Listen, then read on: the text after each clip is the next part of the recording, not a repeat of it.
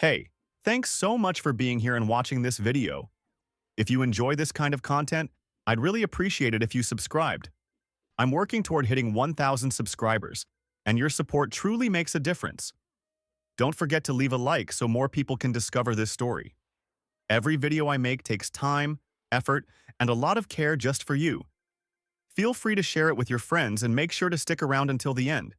I hope you enjoy it. I was holding my newborn, in worn-out clothes, broke and exhausted. Then my grandfather asked why the $250,000 a month he'd been sending me wasn't enough. I never knew existed.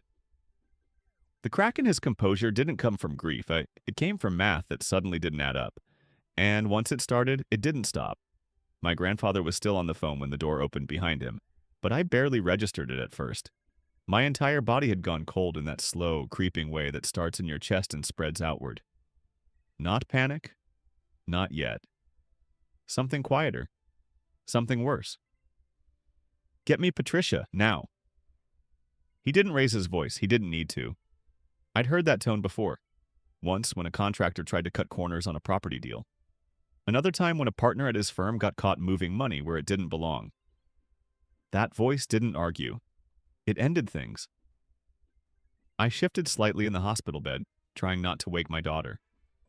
Her weight grounded me, kept me from drifting too far into whatever this was becoming. My fingers tightened around the thin hospital blanket. Still the same shirt? Still no change of clothes?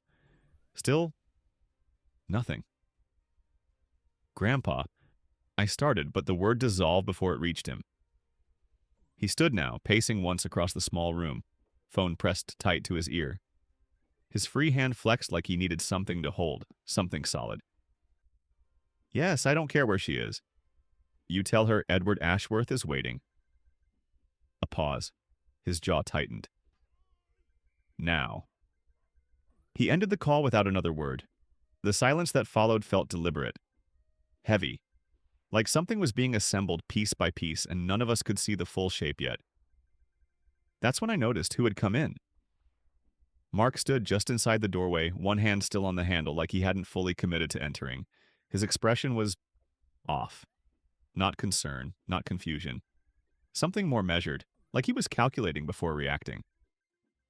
Behind him, Vivian hovered, already scanning the room in that quick, practiced way she had, taking inventory, assessing, adjusting her face before anyone could catch it mid-thought. Oh, she said lightly, stepping forward. We didn't realize you had visitors. Visitors? My grandfather didn't turn toward them right away. He stayed facing the window, shoulders squared as if the entire city outside had just shifted slightly out of place. Mark recovered first. Hey, he said, softer now, stepping closer to the bed. He leaned in just enough to brush a kiss against my temple, his hand resting briefly on my shoulder. It should have felt comforting, familiar. It didn't. You okay? He murmured. The question hung there, thin and useless. I looked at him. Really looked. For the first time in a way that didn't immediately rush to fill in the blanks for him. His shirt was new. I knew that without knowing why.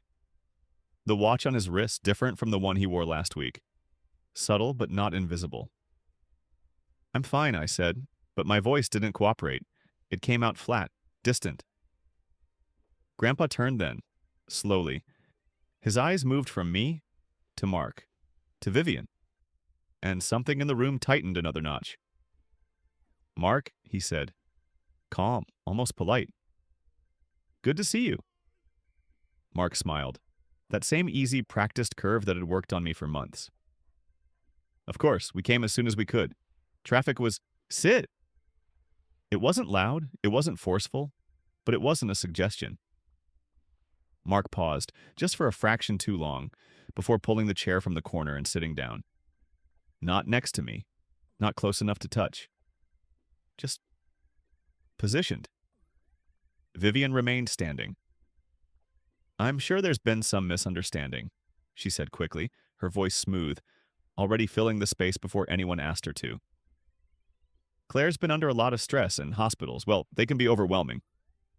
No, my grandfather said. One word, and it landed harder than anything else in the room. Vivian stopped. Completely. He stepped closer now, his gaze never leaving Mark. I'd like to understand something very simple. Mark leaned back slightly, crossing one leg over the other. Relaxed posture, controlled breathing. He was good at this. I saw that clearly now. Of course, he said. Anything. My grandfather nodded once, like he was acknowledging the start of a transaction. For 3 years, he said evenly, I have been sending $250,000 every month to my granddaughter. A pause. The air shifted. I'd like you to explain, he continued, softer now, why she is wearing the same shirt she delivered her child in. No one spoke. Not immediately. Mark didn't look at me, not once. Instead, he let out a small breath, almost a laugh but not quite, and shook his head slightly like he'd just been handed an absurd problem. I think, he said carefully, there's some confusion about how the accounts are structured. Structured. That word. It slid into place too easily. My stomach turned. Grandpa didn't interrupt. He didn't react. He just watched. Mark continued, his tone calm, almost reassuring now. The same tone he used when explaining bills, budgets, why things were tight, why things would get better soon. The funds have been managed, he said, for long-term stability. Investments, allocations, things that aren't always immediately visible in day-to-day spending. Managed. Allocated. Not visible. Each word landed like a small, precise cut. I felt something inside me shift, not break, not yet, but tilt. Enough to make everything that came before it feel slightly wrong. Grandpa's expression didn't change, but his eyes did. And that was when I understood for the first time that whatever Mark thought he was controlling, he wasn't anymore. The performance didn't slip, it snapped clean off. And what was underneath wasn't panic, it was calculation. Mark's shoulders lowered, just a fraction. The easy charm drained out of his face like it had never belonged there in the first place. What replaced it was quieter, harder, not defensive, strategic. Okay, he said, exhaling slowly like we'd finally arrived at a conversation he'd been waiting to have. Let's not turn this into something dramatic. Something in my chest tightened at that. Not the words themselves, but how easily he said them. Like this was manageable, like this was normal. My grandfather didn't move. Explain, he said. Mark nodded once, almost respectfully, then leaned forward, resting his forearms on his knees. Grounded, centered, in control. The money wasn't sitting still, he began. That would have been irresponsible. I moved it. Diversified it. Some into growth accounts, some into opportunities that required discretion. Discretion, Grandpa repeated softly. Mark glanced at him just briefly, then continued. High-yield investments don't always come with paperwork you can hand over on demand. That's just reality, especially at the level we're talking about. At the level. I felt my fingers press harder into Nora's blanket. She shifted slightly but didn't wake. I focused on the rhythm of her breathing because everything else in the room felt like it was tilting again, just enough to make it hard to stand still inside my own body. Where, my grandfather said, each word measured, is the money now? A pause. Not long, but long enough.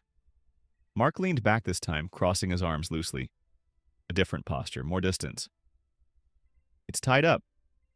The words landed flat. In what? Grandpa asked. Positions that haven't matured yet. How much is liquid? Another pause.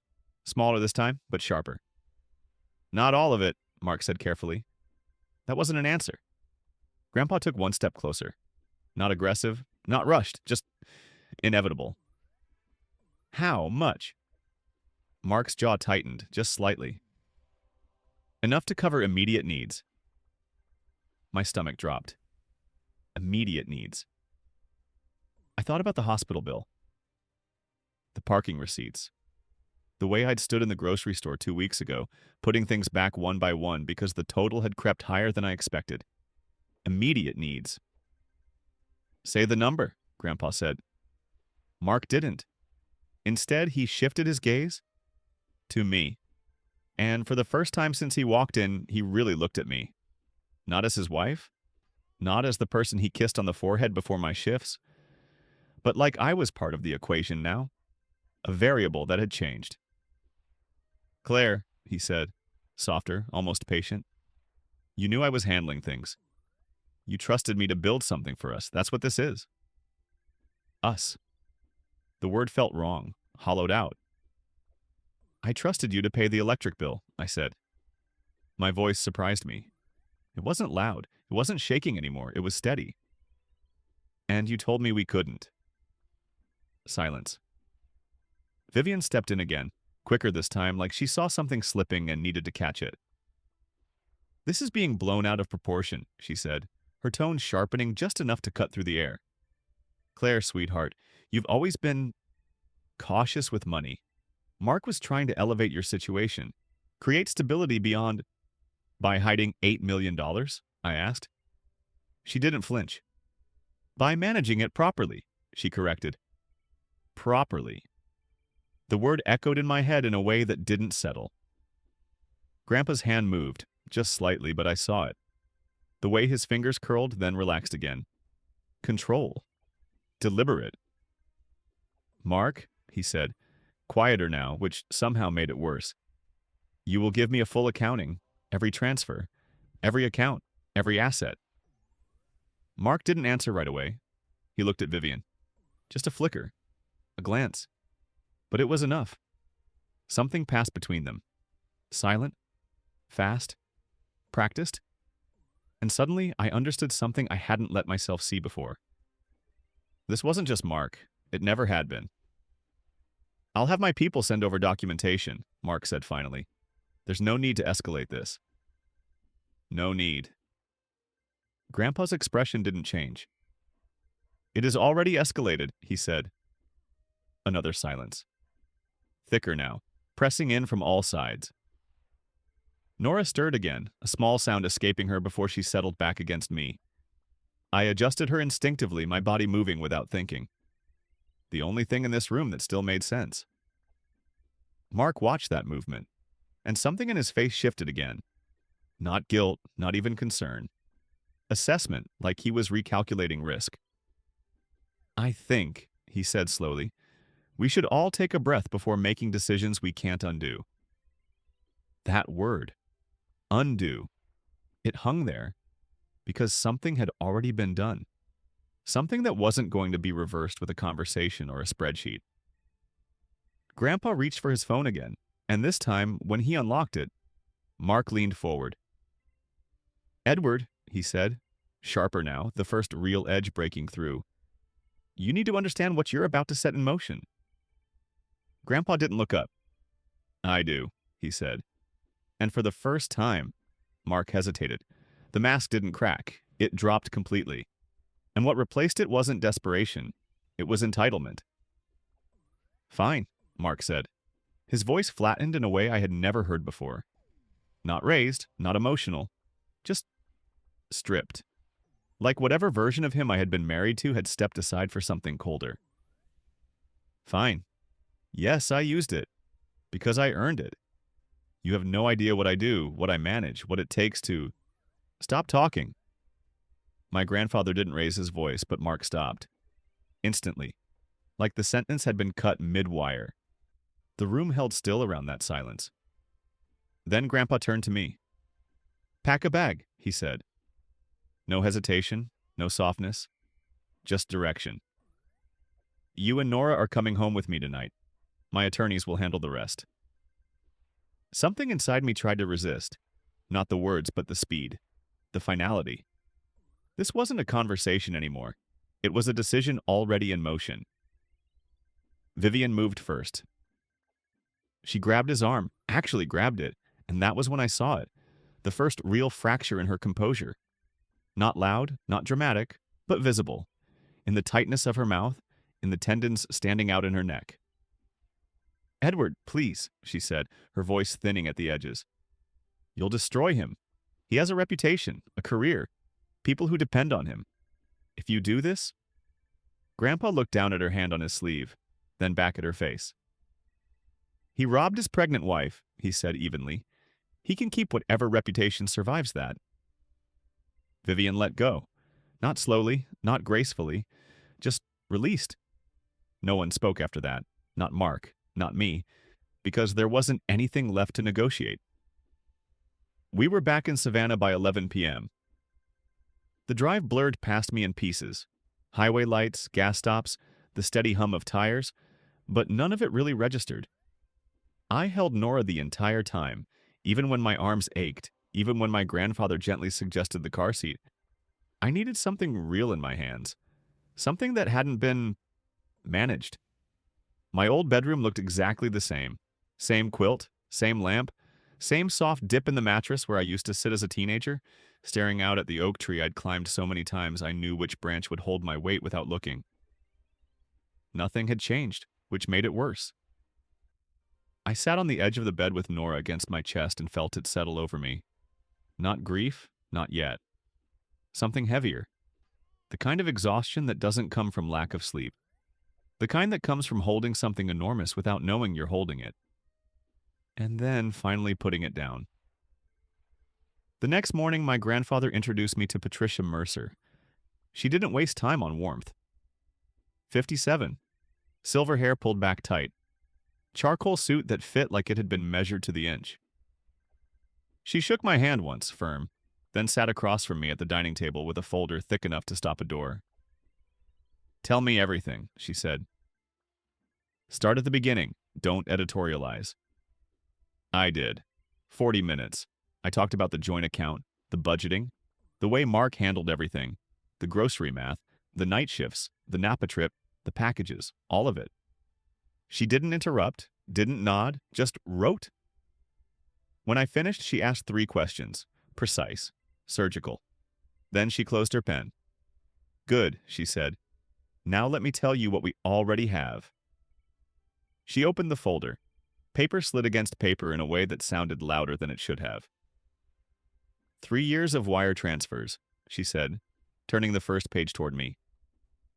Every payment from your grandfather? Dated, time-stamped, verified. I stared at the columns. Numbers I had never seen. Money I had never touched. Each deposit, she continued, moves into the joint household account. Within 72 hours, portions are transferred out. She flipped the page. To this. A second account. Mark's name. Only his. My stomach tightened. Delaware-based private banking institution, she said. Less visibility, more flexibility. Another page. There's also a third account. I felt it before she said it. Cayman Islands. Approximately 1.2 million moved there over 18 months. The number didn't land all at once. It hit in pieces, like something breaking in slow motion. She didn't pause. Credit card records, she said, sliding another set forward. Vivian Calloway listed as an authorized user. I scanned the charges without meaning to. 12,000 in 1 month. Hotels, restaurants, a jeweler in Atlanta, a flight receipt, Bahamas. My throat tightened.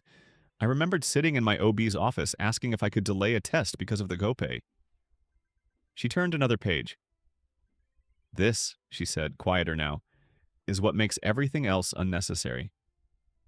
She slid a transcript across the table. Printed, clean, precise. Pulled from a cloud backup, she added. Amazon Echo device in Ms. Calloway's kitchen. It logs conversations automatically. I read. Once, then again. She'll never find out. Old Edward trusts me completely. And if he does find out, Claire will take my side. She always does.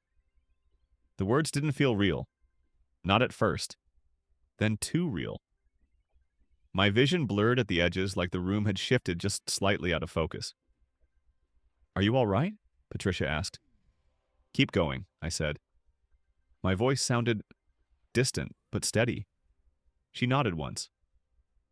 We file tomorrow morning. Fraud. Financial abuse under Georgia statute.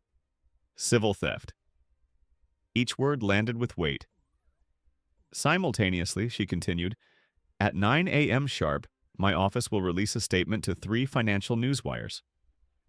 I looked up. Why? She folded her hands.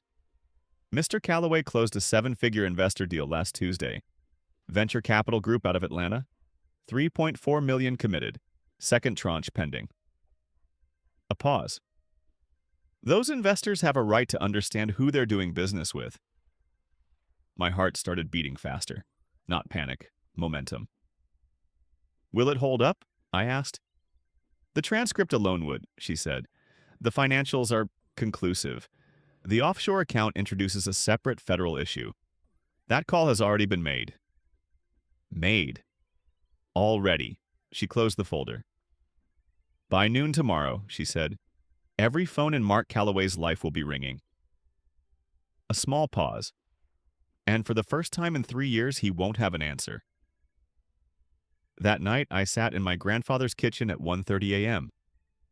Nora slept in the bassinet beside me. A cup of tea cooled in my hands, untouched. The house was quiet in that deep, settled way it used to be when I was a kid. Before everything became something to manage, to calculate, to justify. I stared at the table, at nothing, and thought about the version of me who had mopped floors at 6 months pregnant, who had felt grateful for the extra shift. Grateful, the word sat wrong now. I thought about how shame works, how it doesn't arrive loud, it seeps in, quiet. Convincing, until you start solving problems that were never yours to carry, and calling that strength. The silence didn't break, it started collapsing inward, and every hour after that something else fell with it. The financial anxiety, the grocery math, the quiet negotiations I'd had with myself in checkout lines, putting things back like it was discipline instead of survival. The borrowed maternity clothes I'd smiled about, called practical, temporary, part of building something real. I had been so careful, so deliberate about not asking my grandfather for help, so determined not to look like I couldn't handle my own life. I had mistaken restraint for strength. It wasn't strength. It was being drained so precisely I never felt the wound. Mark called 7 times that night. I watched his name light up my phone, then disappear, then come back again like a pattern that refused to learn. I didn't answer, not once. There was no anger in me, no urgency, just a deep, settled exhaustion that made everything feel distant. He was still calling the next morning. At 9:02 a.m., Patricia sent a single text. Served. That was it. No punctuation, no explanation. I read it once, then set the phone down and looked at Nora. Her fingers had wrapped around mine sometime in the last few minutes, small and instinctive, like she didn't know anything about the world yet except that something solid was there. At 9:47, Vivian called. I didn't even have to bring the phone to my ear to know what it sounded like. I could hear her through the speaker, sharp, breaking, words running together too fast to separate. I held the phone away and watched Nora's eyelashes instead, the way they rested against her cheeks. Voicemail. At 10:15, another message from Patricia. Lead investor called, pulling out both tranches. $3.4 million gone before lunch. I stared at that for a long moment, not shocked, just aware of movement, of something shifting in real time that couldn't be slowed down now. At 10:52, a financial journalist, David Park, Atlanta Business Chronicle, 15 years covering Southeast markets, called my grandfather directly. He'd seen the release. He had questions. Grandpa referred him to Patricia. She was already on another call. By 11:58, Mark's name lit up my phone again. I let it ring, the full length. Watched it like it belonged to someone else's life. Then I turned it face down on the table and made more tea. The weeks that followed didn't feel like action. They felt like aftermath. Everything exposed, raw. Quiet in a way that wasn't peaceful. Just stripped down after something violent had already passed through. I was healing from childbirth and a marriage at the same time. There's no clean language for that. No way to separate the physical from the psychological when both feel like your body is trying to recalibrate around something that's no longer there. Mark didn't stop trying. He just changed tactics. At first it was volume, calls, texts, dozens, apologies layered with explanations, explanations sliding into justifications, justifications hardening into something sharper. You need to hear my side. You're being manipulated. You're going to regret this. I read them the way you read a weather report for a city you've already left. Informative, not personal. Then his lawyer got involved. Letters, carefully worded, structured, predictable. Patricia sent responses back each time, thicker than the last. More documentation, more clarity. I didn't have to ask what she was doing. She was letting them understand, slowly, that this wasn't a misunderstanding. It was a file, a complete one. And then Mark made the mistake that changed everything. He went public, not in court, not through lawyers, at a charity dinner. One of those black tie events where the cause is mostly decorative and the real purpose is proximity. Who's in the room? Who's watching? Who's listening? 200 people, investors, partners. People who built their reputations on perception. And Mark stood up and rewrote the story. Said his wife had suffered a postpartum breakdown. Said she'd abandoned him. Said she'd taken his daughter without cause. Said she'd turned his grandfather-in-law against him out of spite. 200 people. And he said it like it was truth. Like it would hold. What he didn't account for was who else was in that room. 4 of my grandfather's business partners. 3 men who had known him longer than Mark had been alive. And the wife of an attorney who didn't forget things like that. By 7:30 the next morning, my phone was full. 12 voicemails. From people I'd met over years, at dinners, gatherings, quiet conversations I'd assumed were polite but distant. People who had watched, listened, remembered. They weren't distant. They were waiting. Each message carried the same underlying shift. We heard. We know that's not right. Tell us what you need. Witnesses? Support? Position? The 12th voicemail was different. Older voice, steady, controlled in a way that didn't need to prove itself. Tell Patricia to call me, she said. I have a long memory and a large address book, and I've been waiting for an excuse to use both. Constance Beaumont, 81, 40 years of history with my grandfather. I played the message for Patricia. She smiled. Not politely, not professionally, something sharper. Good, she said. Very good. You know her. Patricia leaned back slightly, considering. She's been on the board of 3 major foundations for 3 decades. Every donor, every journalist, every gatekeeper within 200 miles. She knows them. A pause. And more importantly, Patricia added, they answer when she calls. I felt it then. Not relief. Not exactly. Something more controlled. Like the ground beneath everything was still shifting. But now it was shifting in a direction Mark hadn't planned for. The apology didn't land softly. It cut through something I hadn't realized was still holding tension. And for a second, I didn't know what to do with it. Patricia didn't hesitate. She opened a new document on her laptop, fingers already moving before the moment could settle into anything resembling reflection. Mark just made a serious error in venue selection, she said. Not emotional, not reactive, just precise. The defamation angle was added that afternoon. No discussion, no delay. Patricia reached out to David Park at the Atlanta Business Chronicle. He'd already been building the story, but now it had shape, direction, weight. What had been a single article expanded into 3. Not coverage, exposure. The hearing for the emergency protective order was 17 days after Nora was born. 17 days. I still moved carefully when I sat down. Still felt the quiet, physical reminders of everything my body had just done. And yet, I was there.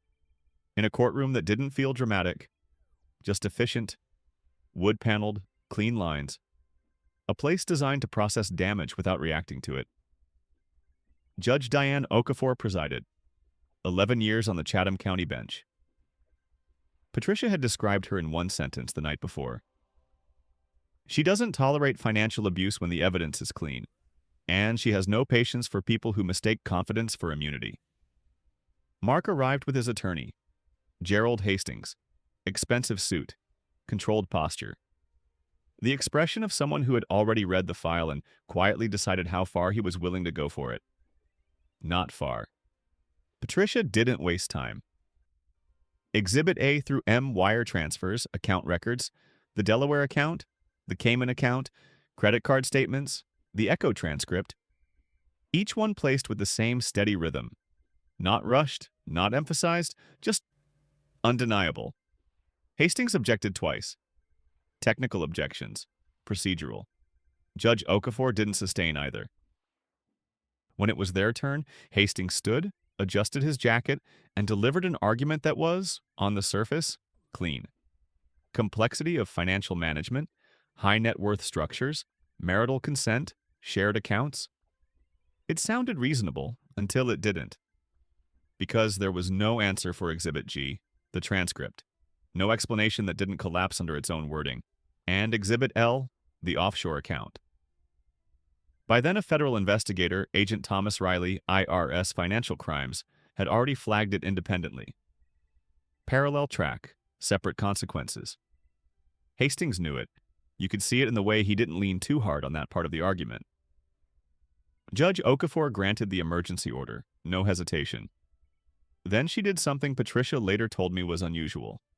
She commented, from the bench, not emotional, not personal, but clear, on the calculated and sustained nature of the financial control reflected in the record.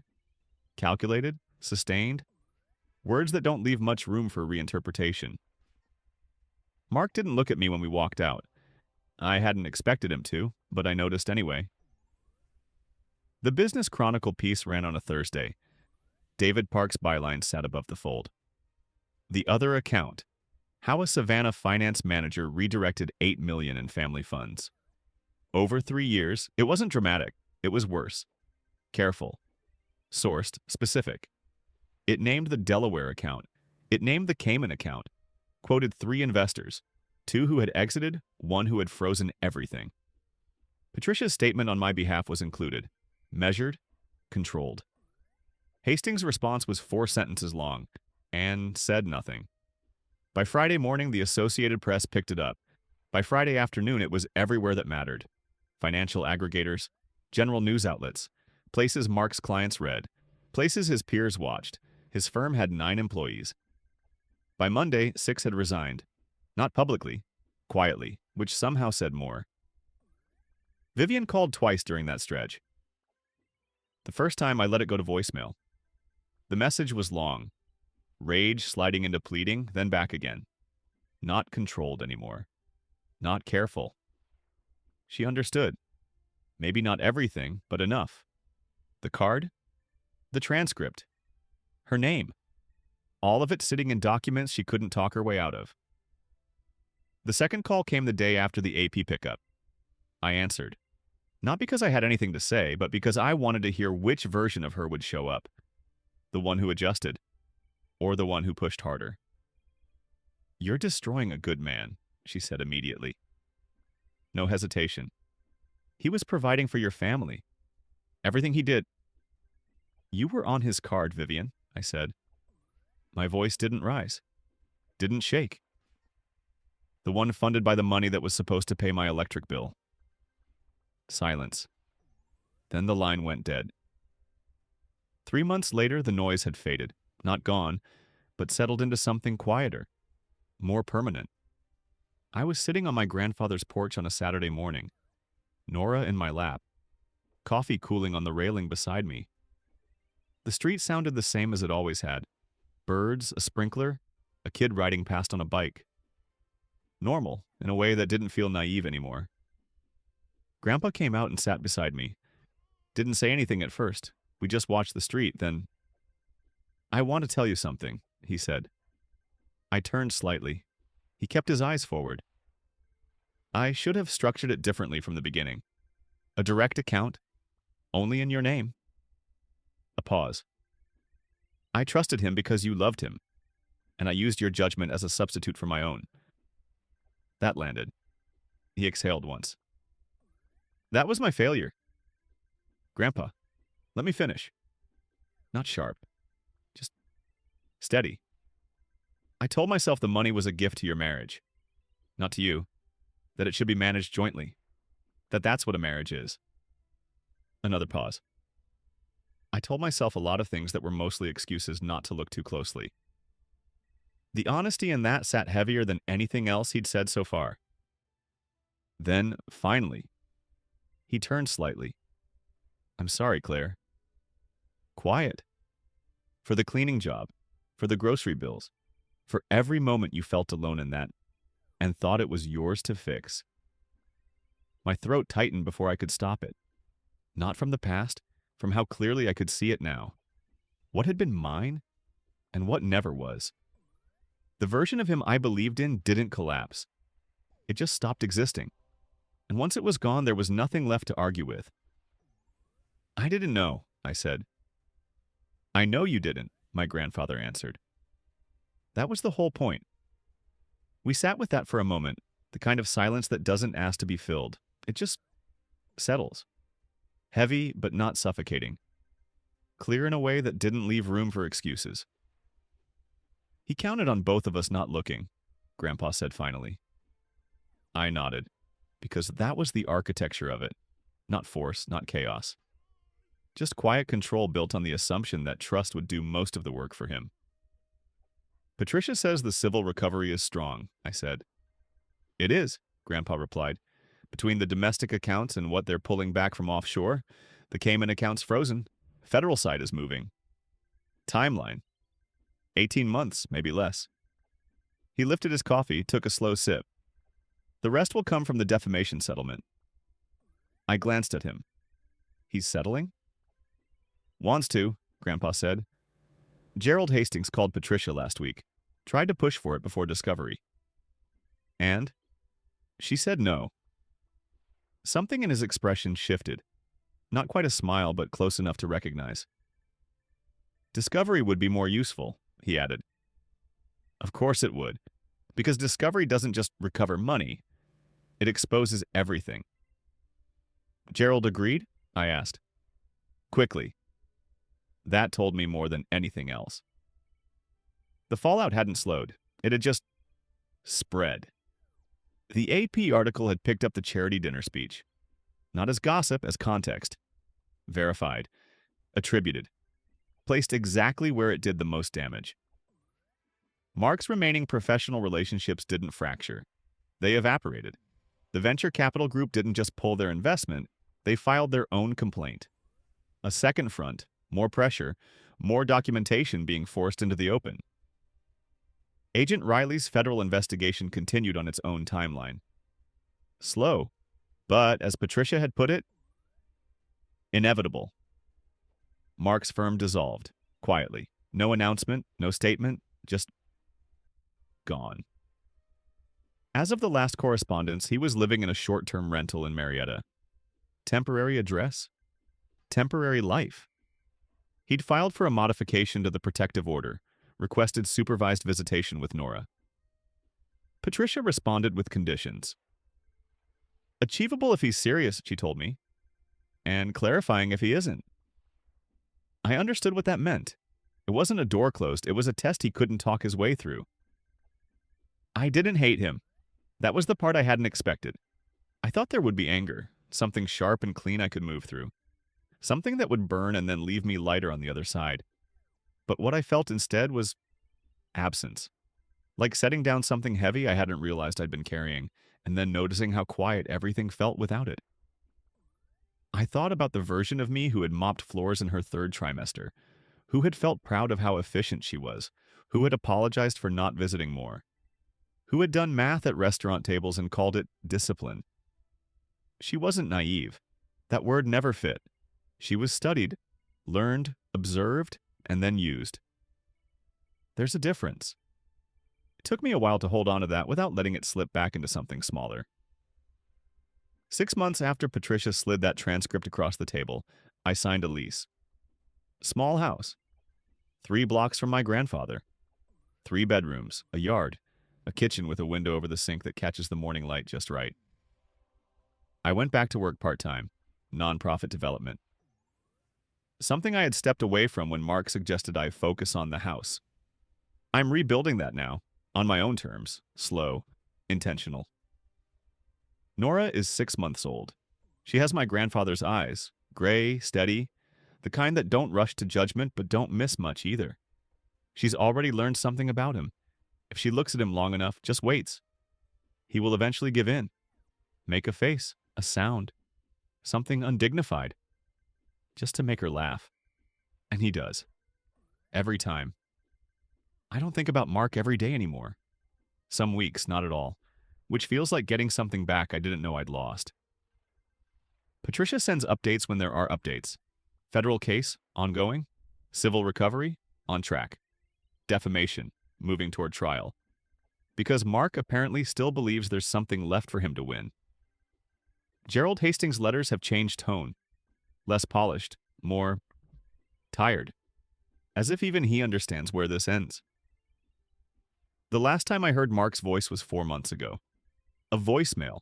Carefully constructed, measured pauses, controlled tone. Every word placed exactly where it was supposed to land. He said he'd made mistakes, that he'd always loved me, that he hoped I could find it in my heart to forgive him, for the sake of our daughter's stability. It was good, convincing if you didn't know the pattern. I saved it. Not for me, for Nora. So one day when she asks, she can hear it herself, the version of him that performs remorse, and decide what it's worth. That's the thing about men like Mark. They always believe the next version of themselves will be the one that finally works, that finally convinces you. He said in that recording from Vivian's kitchen that I always took his side. He was right, for 3 years. But always is fragile. It only takes once. To make it a lie. And I had something he didn't account for. A grandfather who didn't hesitate, a phone call that didn't wait, and a lawyer who treated people like him as routine. That was enough. It turned out it was more than enough.